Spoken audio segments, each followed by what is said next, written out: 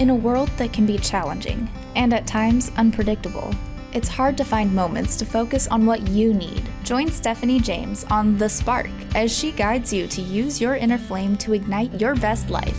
As a best-selling author, psychotherapist, transformational life coach, and international show host, Stephanie is dedicated to helping you create a life that takes you, your goals, and your passions to the next level, so you can live a life that is fully lit up and fully alive. She believes that your life is meant to be a beautiful expression of the things that light you up. That by living your dreams, you give permission to others to do the same. Are you ready to feel alive and inspired to fuel your dreams and put a fire behind your desires? Let's ignite a spark in one another that will illuminate the world. The Spark, with your host Stephanie James, starts now.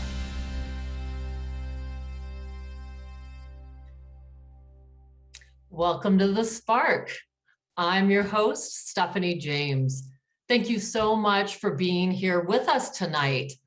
I imagine so many of us right now are in that same state where we find, oh my gosh, I wish I could just move my body more. I want to be more lit up right now.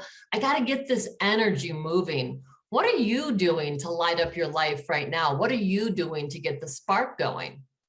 Well, my guest tonight is Cristi Cristensen, who is a published author, global embodiment, and inspirational leader. So thrilled to have her here tonight. Through meditation, yoga, all kinds of dance, this woman is creating amazing things around the world, and she's here with us tonight to share her wisdom with us and talk about her new book, if I can say it correctly, Chakra Rituals, Awakening the Wild Woman Within. I love it. Welcome, Cristi.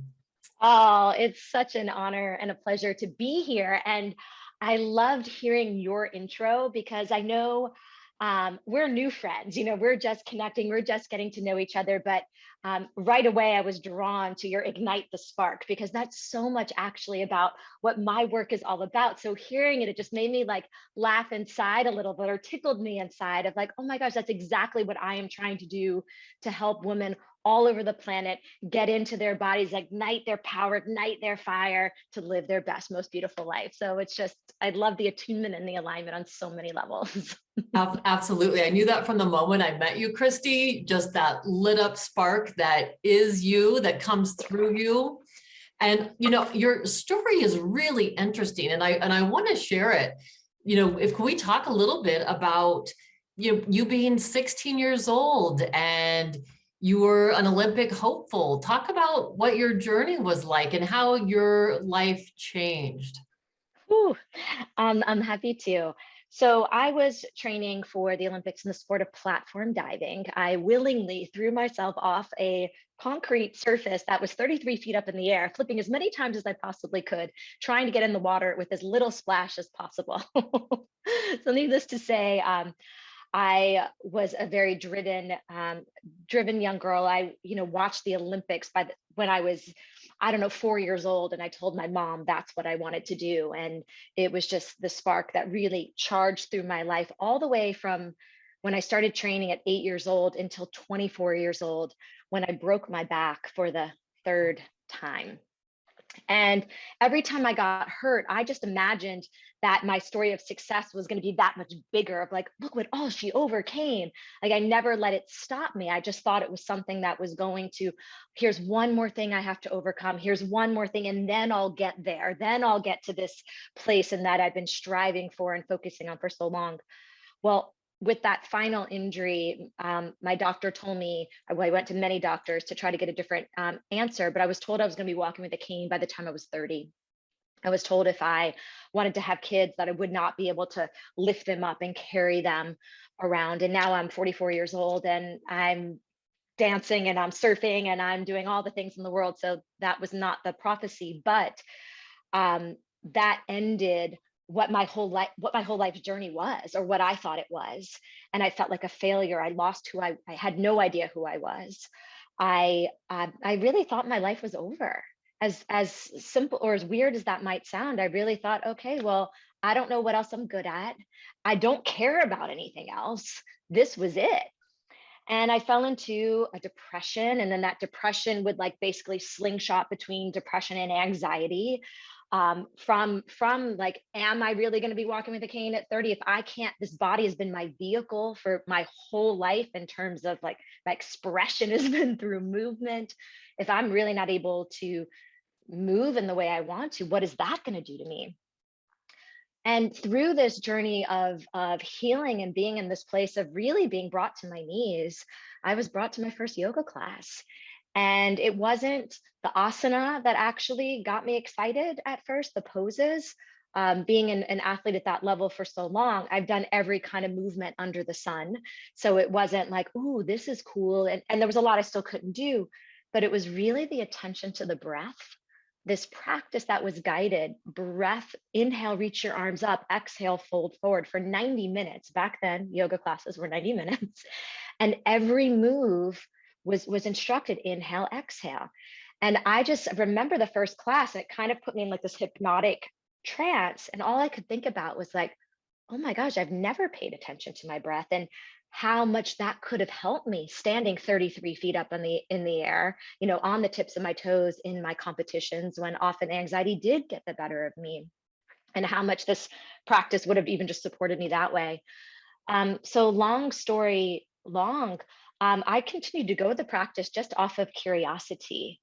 And through that curiosity, a hunger really came alive within me. And very early on in my yoga journey, I was introduced to the chakras, these wheels of energy and dynamic power and light. And I really credit this introduction, even though I had no idea what it was really, as something that started bringing me back to life, because I could imagine these wheels of color, these 7 wheels, vibrant and alive. And I felt like that was what ignited my spark and started bringing me back to life, to say, oh no, there's so much more of life left. You're just beginning. Like, keep going on this journey. It was this thing that expanded to keep going on this journey, and you'll find it. So it was through that moment of, or many years, let's say it wasn't a moment, of being in that devastation that actually 100% brought me on the path that I am now, and have been on for many years now. Now that I'm like doing the math, I was like, oh, that's a lot of years. Well, and thank you for being so transparent. I mean, it's such a powerful story. And I think none of us get out of life unscathed, and we all have these like big challenges and difficulties. And I think this is such an important story to hear right now, because we need to know that we can go through these dark nights of the soul, if you will. We can go through periods of extremely, like you said, where we hit our knees and we feel like, wow, I've just lost myself. And yet out of those, ashes, if you will, we say, the phoenix rises, and something really beautiful can be born from that. And so as we're going through these tough times on the planet, this is such awesome inspiration to know, out of this, beautiful things can still be born. And so let's talk a little bit about what has come from that moment, and then this beautiful awakening where you found your breath, and you found, this sounds like just this incredible place of calm and resiliency within you through your yoga practice. Yes. I mean, it's interesting. It wasn't even the calm that at first it came. I mean, I guess, yes, that idea of like, oh, yes, because the only lens I could see everything through was my competitive lens, right? So that was why that first attachment was, oh my gosh, if I had this training while I was diving, I would have done so much better. But really what my yoga practice has done in my work is really brought about this igniting force. Like, the subtitle of my book is Awaken the Wild Woman Within. And I believe all of these practices are, yes, for some people helping quiet the mind, calm the mind, find peace. But for me, the lens on which I look at it too, it's about actually savoring the thrill of being alive.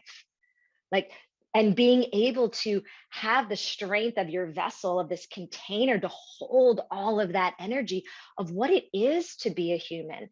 Because that thrill of aliveness is the ecstatic joy, but it is also those moments of being brought to your knees and then swinging the pendulum at times between the two. And again, this reference of what we've been through this past however many months now, if there's a word in yoga called spanda, it's the pulse of creation.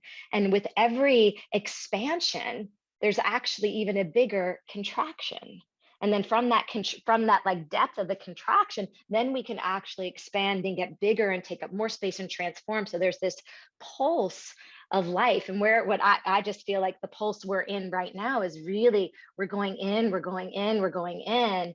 But hopefully, if we're tending to the things we can that within our power, we have the ability to, that we're actually all going to come out of this in a much more expansive, much more conscious, much more awake, much more able to handle this thrill of what it is to be alive. Beautiful. You know, there's this gorgeous sense of, I mean, just as you're talking, I feel that expansion. I can feel that within my own heart. And Love it. so you're just igniting me as I'm listening to that. So maybe that practice can help calm our anxiety, if you will. And what it does is it creates this channel, or that we become clearer conduits for that life flow and that energy and that vibrancy to be alive within us and born through us. So it's blooming in different ways in our life. Exactly. Yes. The first thing I always do, and I always have my students do, is always ground, right? Connect in, feel, like tune in, feel the energy in the bottoms of your feet. And then use your imagination and drop down a grounding cord, which is literally just visualizing roots of a tree growing down from the soles of your feet. Or if you're sitting, you imagine it dropping down from your tailbone.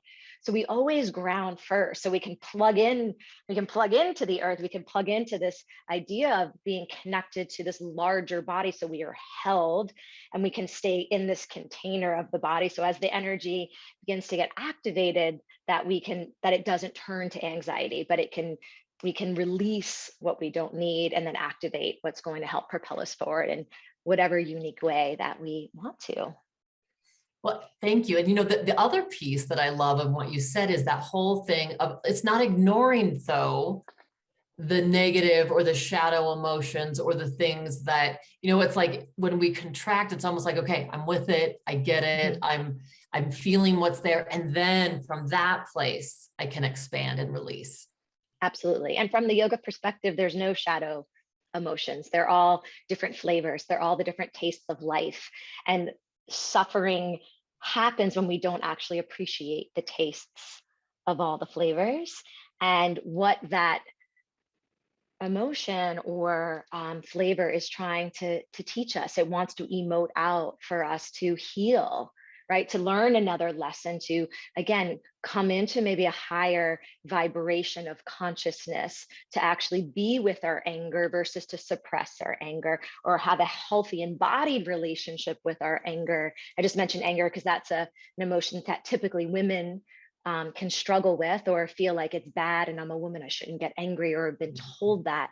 But actually, how do you embody that anger and use it in a way that helps you stand up for justice, that helps you take action in the world, right? To actually use your power to do something that ultimately is actually really positive. Yeah, you know, I'm so excited to get more into this. We're almost to break right now. And I want to hear more, and I know that the audience does as well, about how we tap into that wild woman part of ourselves.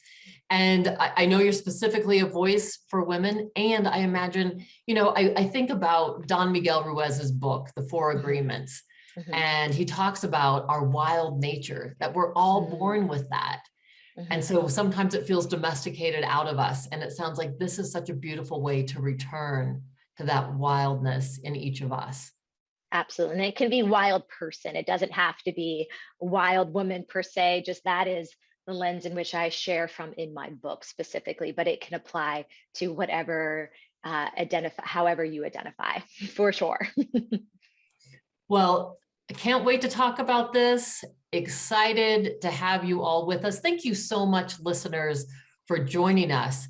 And we're here with Cristi Cristensen and talking about her book, Chakra Rituals, Awakening the Wild Woman Within. Yeah. Okay. Join us again after this break.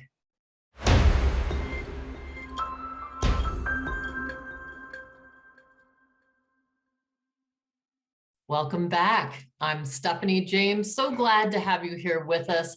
I'm here with author and international yoga superstar, Cristi Cristensen. And I just want to give a shout out to Jenny from Texas. Thank you so much for joining us tonight. Love having you here with us. Hey, we're going to talk about Cristi's new book, this Chakra Rituals, because I want to know about these rituals. I'm someone who meditates, I do yoga. I want to make sure, I guess, I'm lighting things up in the right way, or what are these rituals that can help us to enliven our lives, to become more, revitalized and vibrant, help take us through a little bit of the journey of the book. Absolutely. So if you choose to move through the book in the way it's designed, it does take you on a 7-week journey. So literally, I am the voice in your ear for 7 weeks, because this isn't a book just to contemplate. This isn't a book just to read. It's actually a book to be experienced, because what we're going for is this awakening within ourselves. And I'm sorry, awakening can't happen just from reading words. Action is necessary, right? We have to create the friction to ignite the spark. I'm just going to keep going back to that metaphor because I love it so much. So each week is dedicated or devoted to one of the energy centers in the body. So you will have this time to start to build this real intimate connection with all the different energy that you are made up of, so that you're gonna understand yourself. So it's really a map of really understanding who you really are. And then each day there's going to be a ritual practice. And these rituals range from creating sacred space in your home. So by creating a space that is actually an outer reflection of the energy that we're trying to cultivate within. So week 1 is really about coming home to your body, coming home to your family, coming home to your connection to nature and to the earth at large, feeling grounded and secure and stable. So I give you some tips of how to create a space that, just by looking at it at those moments that you're not grounded, that you don't feel connected to yourself, that you don't feel at home in yourself, you'll see that and be able to take a deep breath and ground back into you.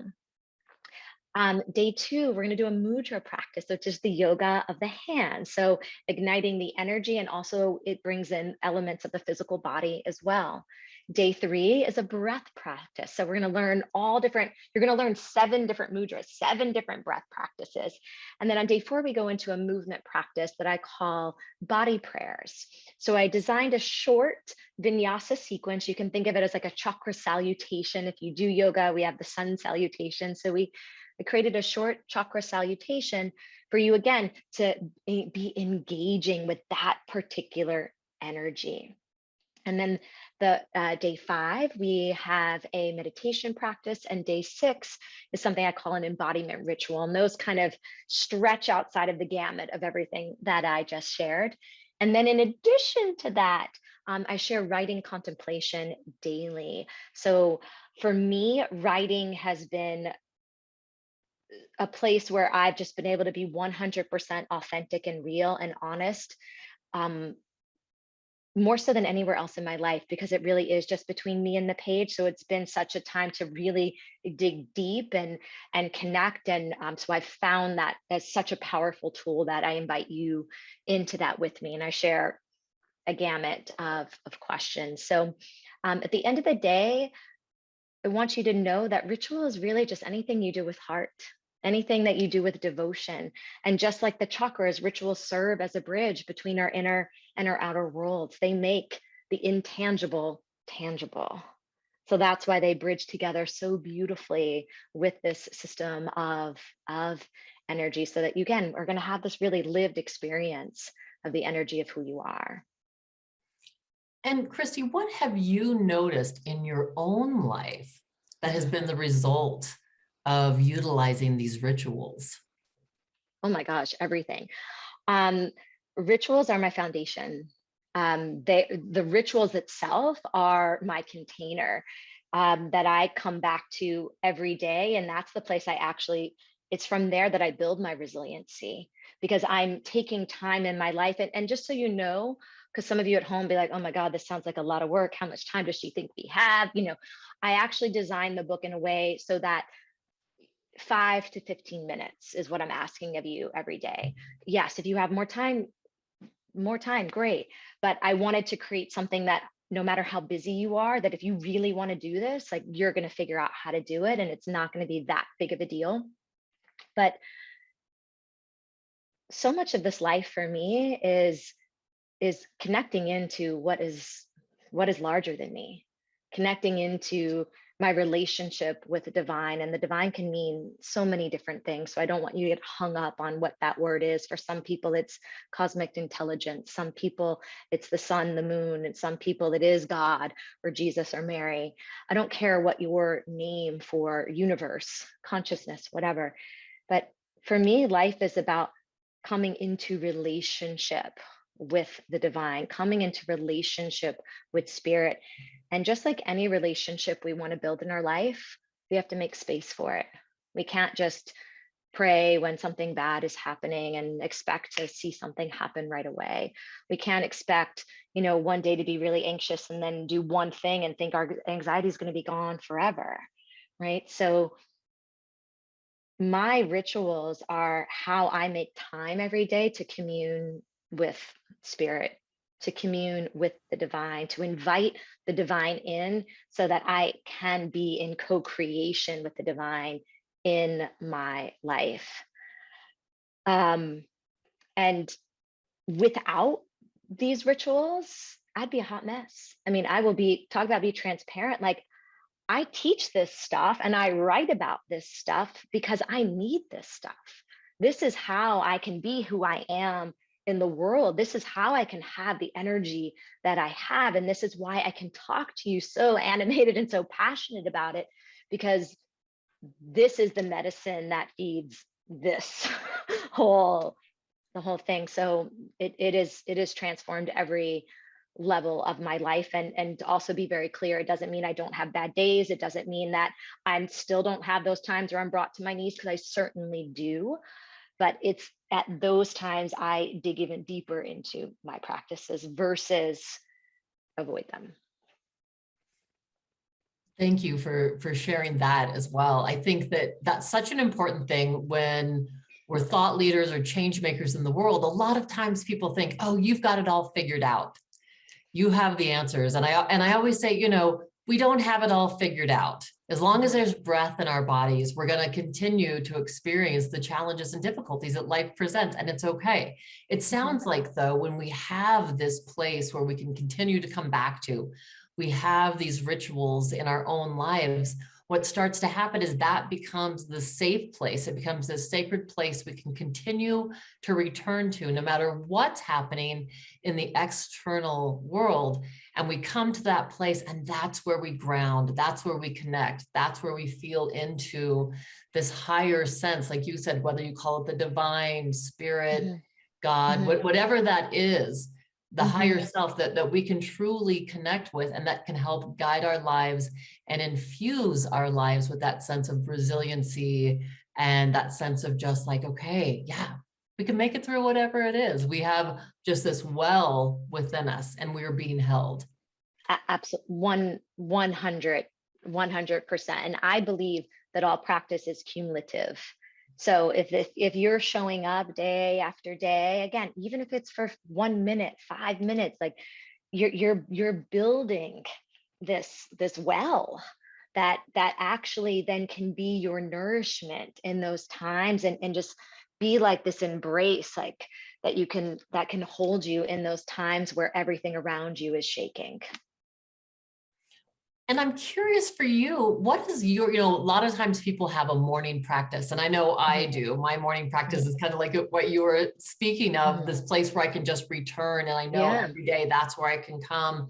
And it gives me that kind of fortitude then to number one, feel like I've got a clear conduit, for as much love and healing to go out into the world as possible. But then I'm also showing up in my most vibrant, alive self. What is your morning routine? I really want to know. My mornings are my most sacred time. And if you could see where I'm sitting actually at my altar space. One of the things I love doing is creating sacred space everywhere. So everything around me holds like value and meaning and charges me, because I pray and do my practice in front of it, and then I feel like I get charged by it. The first thing I do every morning, I light a candle.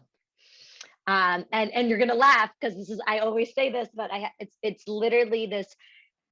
It is this outer representation of igniting the divine spark within me, and that's actually, it's that remembering right there that there's nothing of me that is not of the divine. There's no separation between me and the divine. I light the candle. I go into the kitchen, I boil some water, I make some hot water and lemon, and then I sit back down. And right now, like my practice changes, of course, but right now I've been in this practice of, I'm doing a lot of breath work. So I always start with grounding. So I ground, I put my grounding cords on, I open up my crown, and I feel like I am this conduit connecting earth and sky. And then I'm doing a series of breath work to activate the chakras. And then after that, I'm literally buzzing all over. And then I go into each of my chakras and I imagine releasing anything that is maybe blocking its highest alignment. And then I put in a little prayer or affirmation into each one. And that might be it. That might be it for right then. I have a big affinity for essential oils. So I might be putting oil on each of my chakras. I love playing the singing bowl, and I do that to a tune. I also have a drum back there. So it depends on what's really cool is once like we build this intimate relationship with ourselves, right? I can sometimes just close my eyes and be like, okay, what do you need today? And then you just intuitively be guided.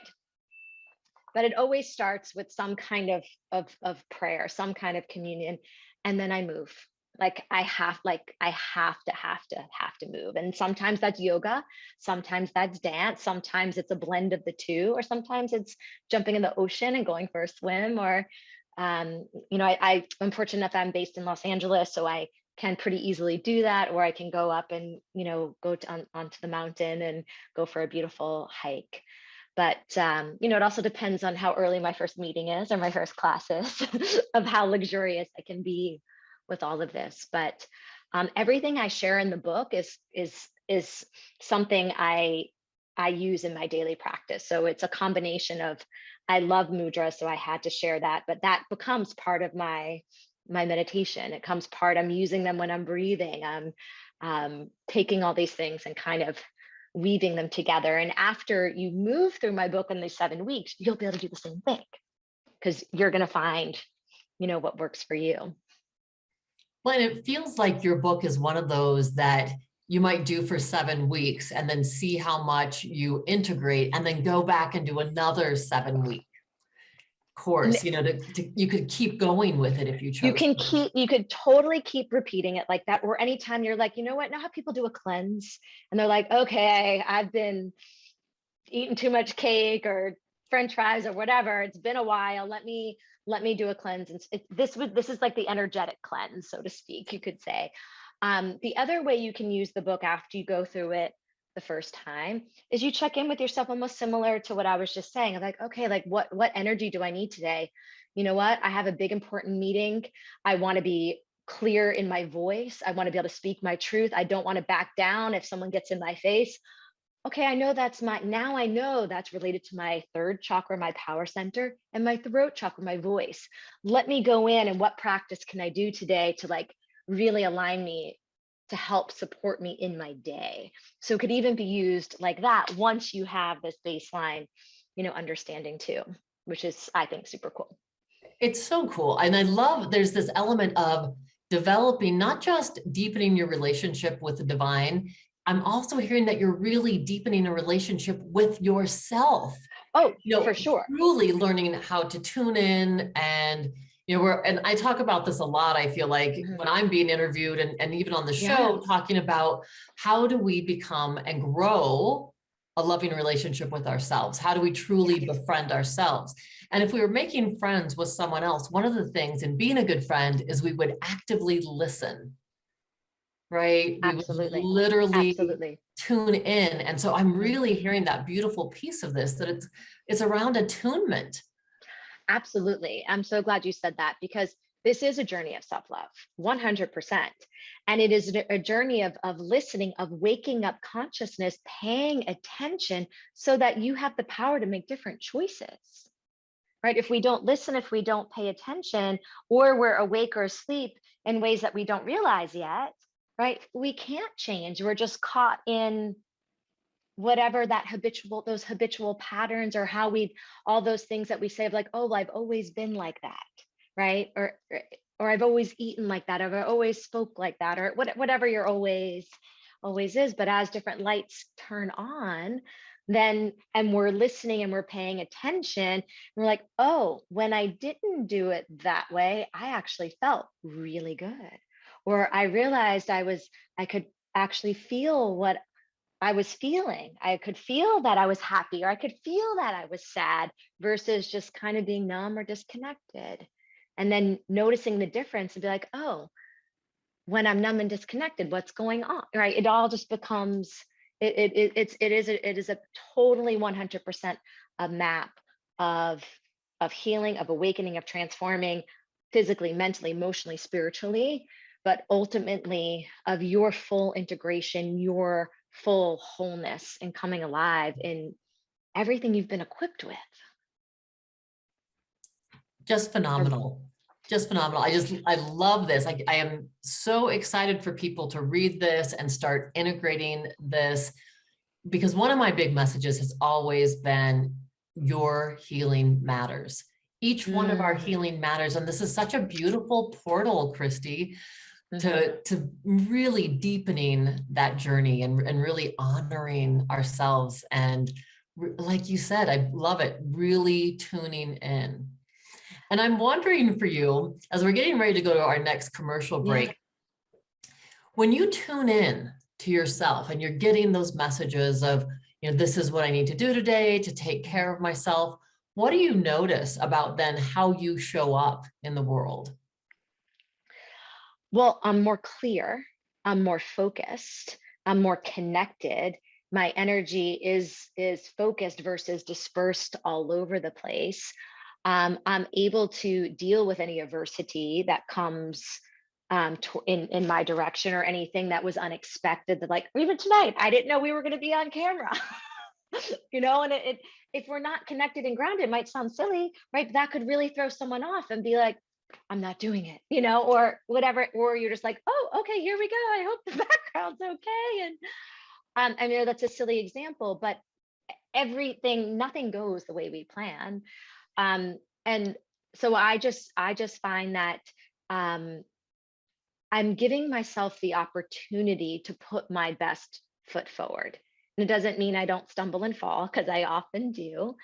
But at least it's like, at least I know that I'm doing the best. Like I know I'm doing when I show up for myself, I know I can then show up for the world. I guess that would be the best way to say it.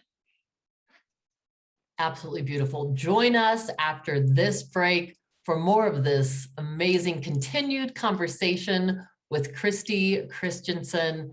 Wow, this is just an amazing way for all of our listeners to deepen the vibrancy in their lives, to tune in and really turn on the sparks in their life. Join us after this break.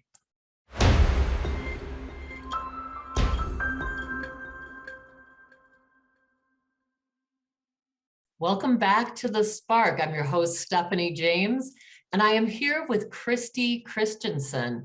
And we've been talking about her new book, Chakra Rituals, Awakening the Wild Woman Within. Hold that up again, Cristi, for those people that are seeing us.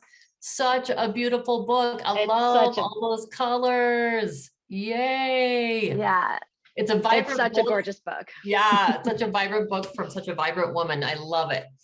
So thank you. We've been talking about, this amazing book and the importance of doing rituals. And there's another piece of your life that, as I was researching you and looking up things about you, I was just absolutely enthralled.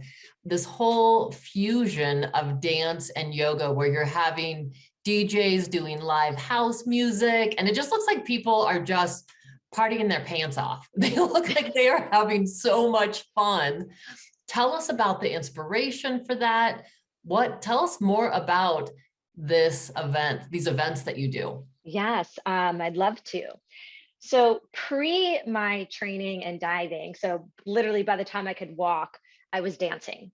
My mom was a dancer. We lived in an apartment on top of her dancing school. She said she did a high kick and I popped out. Like, that's how music, how much music and dancing is literally in my DNA. And when I was in college, like, I'd love to go out dancing, but the thing I did not like was the attention I got for dancing. Because when I went into that environment, like, I was pretty uninhibited. And, people assume if you're dancing in a certain way, you want somebody to grind up against you. And that's not why I was dancing. That was way just like what dancing was a practice before I had this language that just made me feel so alive and liberated and free and powerful and sexy and everything. But then I was met with this other unwanted energy. So I would, again, shut it down, and then I wouldn't dance, or I would only do it if I was drinking, or I would only dance in the privacy of my home. Fast forward to teaching yoga, and I remember one day very, very clearly, I was teaching a class and the energy in the room just felt so rigid. And it felt like it just didn't feel good. And I was like, this does not feel good. And I already taught yoga playing music. And I said, I'm like, in my head, I'm like, I need to do something to shift the energy. So I had this idea to make everybody shake. So I like switched the track on the computer and put on this really dynamic thing. And I was like, okay, everybody, just come to the top of the mat. I just want you to start to shake out your hands. And half the class literally is looking at me like I'm crazy. And I just like, listen, we're going to do this for like 2 minutes. If you hate it, you never have to do it again, And I kind of would get into people's faces that I thought were, struggling. And then we ended up shaking our whole body until like literally at the end, I even had them make some sound, and for 2 minutes. And then I had them just stop and stand there and pause and just feel this activation, this aliveness that's coursing, pulsing through them. We took a couple of breaths, and then we went right back to the asana. And the energy was completely, completely different. And I had gone to what they called ecstatic dance events that you may have heard of, that where it's not facilitated by anyone. A DJ plays and people go. So I had done things like that. And I was like, what if I could get the yogis off the mat and break up this rigidity, break up this trying to be perfect, and put yourself in these poses. And sometimes I was feeling like that the practice of yoga was actually adding to people's neuroses versus actually helping them become more free and powerful. And I had a DJ friend named Marcus Wyatt, or I still have a DJ friend named Marcus Wyatt, and he's in the house world. He is like a legend. And one day I just said to him, I want to get the yogis off the mat. And he goes, great, because I want to get the club kids and the burners on the mat. And we launched this thing called Deep Exhale. And the tagline was from the mat to the club, or we could say it both ways, from the club to the mat, depending. And we begin this journey of, I get people grounded, we breathe, we meditate, and then we start doing yoga moves, but not the technical side. We're not going to do any fancy poses. We're just going to get you in your body. Okay, I can move. Oh, this music's feeling good, and then maybe you're starting to move your shoulders, and maybe you're like, oh, that feels nice. And then eventually we break out into a full-on dance party. And I kid you not, I get people dancing that swear they've never danced in their life. They've never danced without drugs or alcohol. And you just see people's stuff just falling off of them. You feel, you can like feel their inhibitions dissolving. You can feel their power growing. People are crying, people are laughing. And it's so much fun, and it brings so much joy. And that's another one of my missions, because I feel like we live in a very joy deprived culture. We don't actually honor joy and how it needs to be honored. And I feel like we're starving for it. And these events really activate joy. But then there's a transition moment. So we get to this height of the dance, the celebration, the party. And similar to what I did in that very first class, I then ground everybody. I make everybody stop. Like I'll say, okay, 10 more seconds, and 5, 4, 3, 2, 1. Then everyone grounds their feet. And I'm like, basically I tell them to take their power pose, whatever, take up more space and honor this, tune in, listen, right, to what you're feeling. Remember how you feel right now, because that's actually really you, right? It's not the stories. It's not the smallness. It's not the negativity. It's not the fear. It's not the worry. It's actually this person. And then we finish with some, yogic stretches, so that, when we dance, our backs and our hips and our hamstrings get sore. So we finish stretching, and then we end in shavasana, normally with some kind of sound healing. And it's just a beautiful, beautiful journey. And I just love it so much. And it's just kind of taken on, we knew it was something, and then it's just kind of taken on a life of its own, where before I would kind of have to like, should I tell people we're dancing? Where now at the beginning of class, people would be like, we're dancing today, right? We're dancing today, right? Yeah. So great. Wow. I mean, again, just talk about igniting your spirit, igniting just the sparks within you, and allowing, it sounds like you're this essence of who we are to come out through movement, to come out through the joy of movement. And it could be the pain of movement too, right? It could be like you're gonna like pulse your angst out, right? Or you're gonna move your sadness out, right? But then we give all these emotions. If we go back to that, we give all these flavors a place to play and a place to be expressed, so that we can move through them and then integrate and embody the best we can. And as a psychotherapist, that really resonates with me as well, because I feel like I'm having that conversation a lot with clients that, we store our emotions in the cells of our body. And so we can really hold on to that stuff, and it can become toxic if we don't release it. So what a beautiful way to process through and move through, using your body as that tool to really release those different emotions, and on this beautiful cellular physiological level. Exactly. Yeah, it's super powerful. And it's super healing, and it will go back to, it's what I need. Sometimes I feel selfish. I'm like, everything I share is what I need. So is this all self-serving somehow?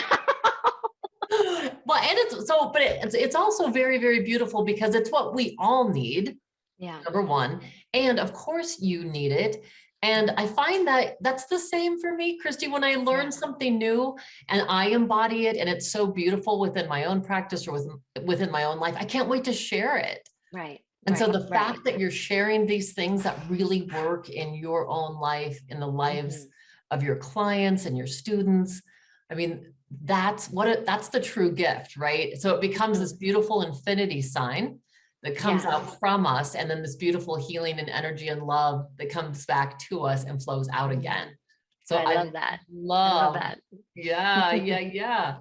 Well, and so what's next for you? What's on the horizon? You're just releasing this amazing book that people can get. Yeah, so literally the book just came out a couple of days ago, so I'm still very much in that launch right now, which is super exciting. There's so much on the horizon, but also there's still a lot of uncertainty with everything that's happening in the world. Pre-COVID, I lived on the road 70% of the time, traveling and teaching all over the world. And so now like schedules starting to, and then like there's still these back pedals. So it's like moving forward. So talk about needing these rituals to anchor into, to navigate.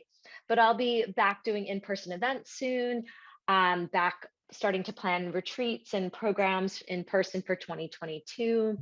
I'm actually working on the content for 2 courses. One will be a course where together as a global community, we'll go through the book. So that will start in about a month's time in the end of September, and it'll be 7 weeks long. And it'll be a combination of live online events each week that we'll get to, and you'll have a chance to have dialogue, question and answer. And then I'm working on a master course that would be actually a 7-month journey through the chakras. And that will be for people that just really want a deep dive, or people that are teaching yoga or dance and want to really integrate from the teaching perspective. So there'll be 2 tracks to it on how they can integrate that into their so those are the big things right now, and it seems like it's changing every single day as the world is. Oh, for sure. And how exciting. So, and that's all accessible online? Yes, all of this will be online. Okay, Correct. I'm signing up. Yeah. I don't know about you all out there, but I'm signing up for the 7 months. That sounds phenomenal to me. So hopefully we'll launch there. that in January. Yeah. Well, and then, you know, one of the things I wanted to make sure that we mentioned before we were out of time is Cristi is also going to be a part of a very special event that is coming September 19th.